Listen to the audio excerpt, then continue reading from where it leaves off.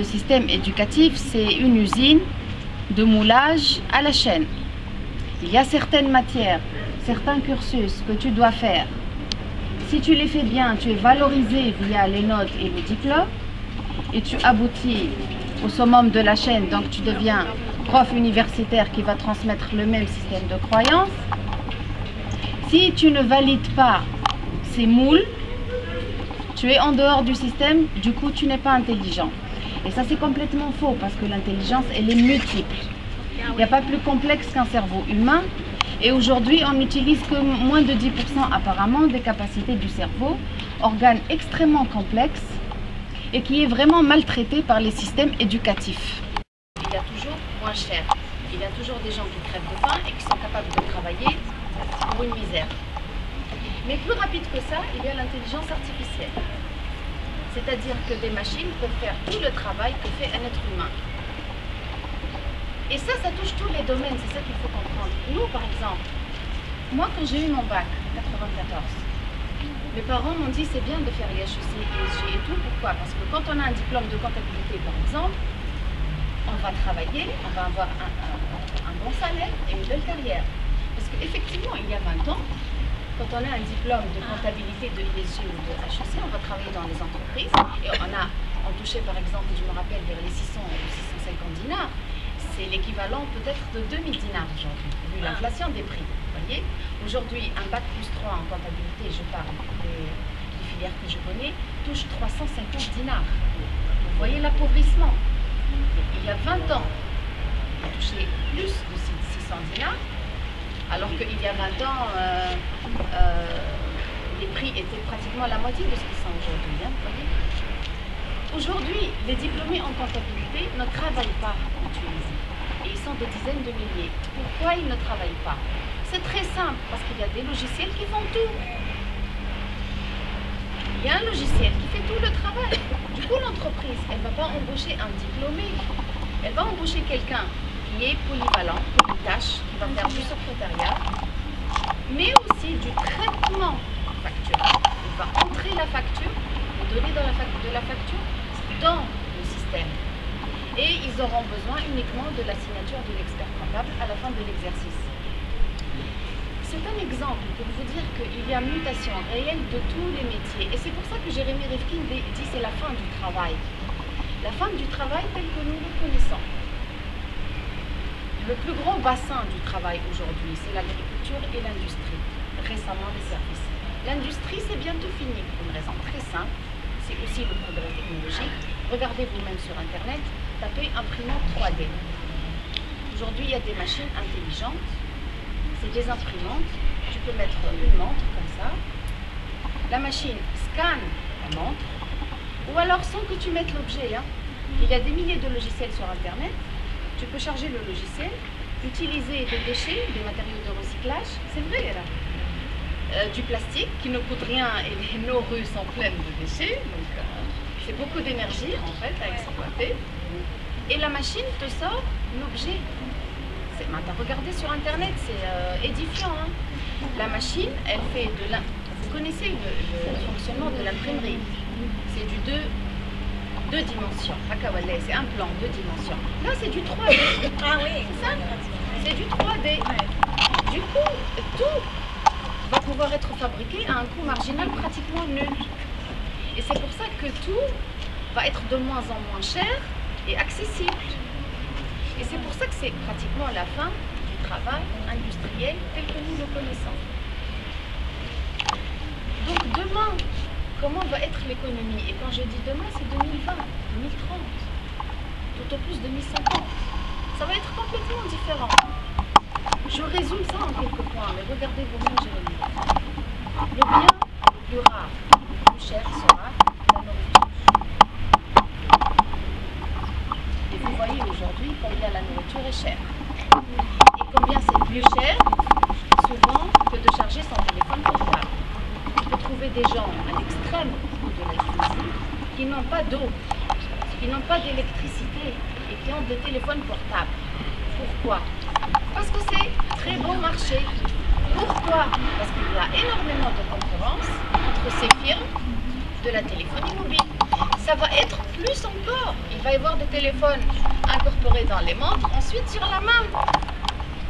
Tu vas pouvoir sortir un clavier et taper ce que tu veux. Et sortir un écran. Ça s'appelle des hologrammes. C'est pour bientôt, c'est pas de la science-fiction, ça existe déjà.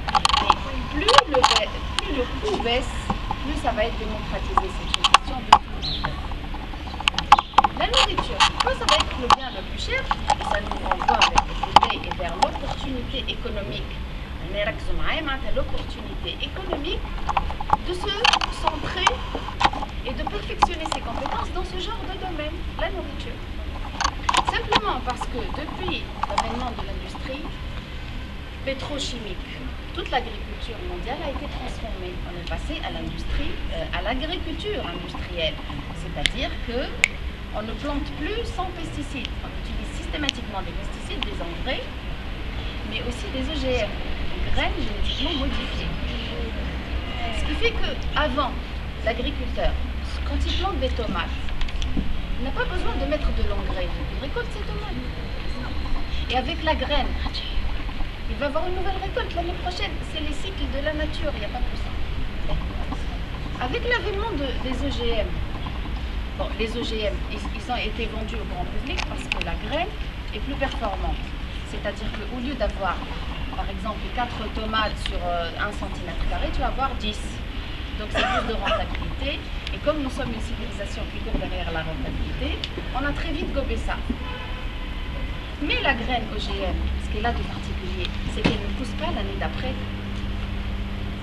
Tu dois racheter la graine à Monsanto, par exemple, ou à Bayer, qui sont des firmes multinationales qui ont le monopole aujourd'hui de la nourriture, il faut le dire. Ah, oui.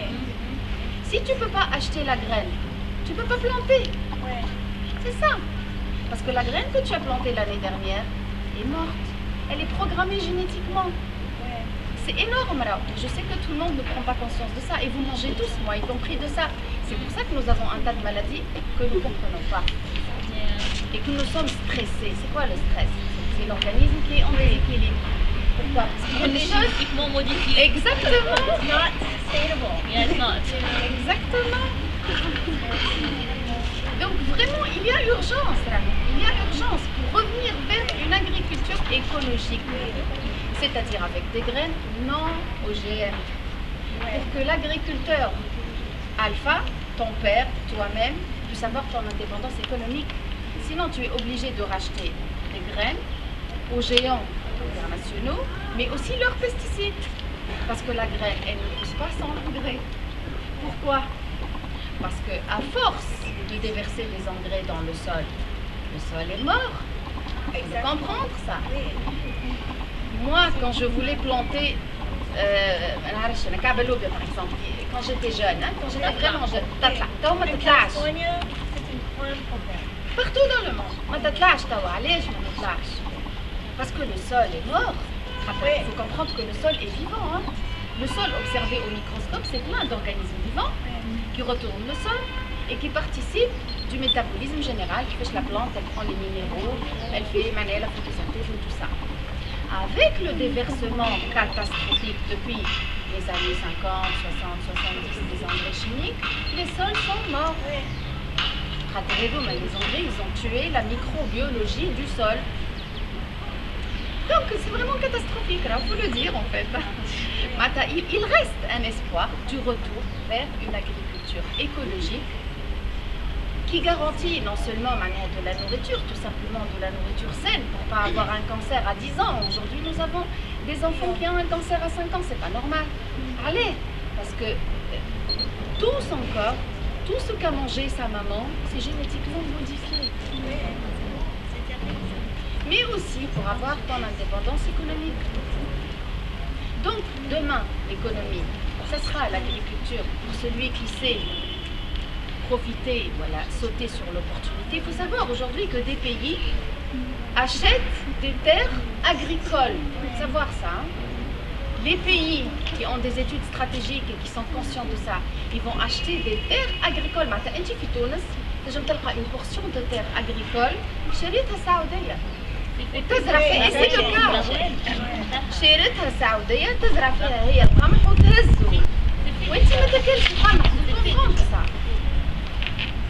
faut le savoir ça. وقتنا من المشاكل الفارغه نتاع البوليتيك وكل نركزوا رواحنا في غدوه الاقتصاد نتاع البلاد كيفاش باش يكون. دونك شنو يلزم تعمل؟ L'agriculture a un retour vraiment urgent. Si je pouvais le faire, il faut transformer toutes les facs, HEC, ISG, qui ne produisent que des chômeurs, en des centres techniques de l'agriculture biologique. C'est simple. En plus, c'est un secteur en forte croissance. Dans le monde, et toute la nourriture qu'on est en train de manger maintenant, je vais vous parler rapidement d'un sujet que vraiment je voudrais que vous exploriez ça tout seul. La nourriture qu'on est en train de manger va nous apporter beaucoup de bienfaits. Santé. Pourquoi? Parce qu'elle est entourée de vibrations positives. Il faut comprendre une chose, c'est que tout dans l'univers vibre. Tout ce qui vit, vibre. Et les émotions humaines, c'est des vibrations. Les pensées humaines, c'est aussi des vibrations. Et du coup, ça influence la nourriture. C'est pour ça qu'il طيب حاجة أنت ما عينكش ما تجيش بنينة. pourtant نفس الروسيت. وكي طيب حاجة حتى ما عندكش برشا فلوس ولا زنقة ما فماش وتبدا عامل كيف تجي بنينة.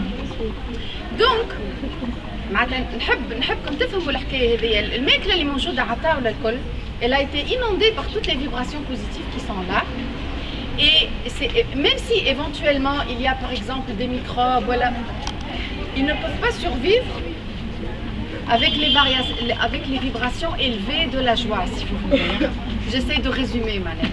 مادام نقول لها طيب حاجه بحب سامحني هذاك علاش بحب ويقول لك نفوس معناها. Vraiment explorer ce domaine des vibrations parce que tout ce qui vit il prend de l'eau et il y a des personnes qui viennent tout autour en ayant des pensées positives, en pensant à l'amour, en pensant des choses positives. Et on prend un autre groupe, on met de l'eau et on se bagarre, on se met en colère, on crie, on évoque des souvenirs douloureux. Ce qui se passe après, hein, quand on observe les molécules d'eau au microscope, elles ne sont pas les mêmes. Regardez, c'est sur internet. Les molécules d'eau qui ont été entourées d'émotions positives, elles ont des structures magnifiques. Et les molécules d'eau qui ont été entourées d'émotions négatives, elles sont horribles. Information très importante, nous sommes faits d'eau à hauteur de 90%, il faut le savoir ça. Environ 60% de molécules d'eau pure. أنا كان نوزن 60 كيلو أنا فيها 35 كيلو mais on est une éponge. تحس روحك منفوخ c'est de la rétention d'eau, c'est pas de la graisse.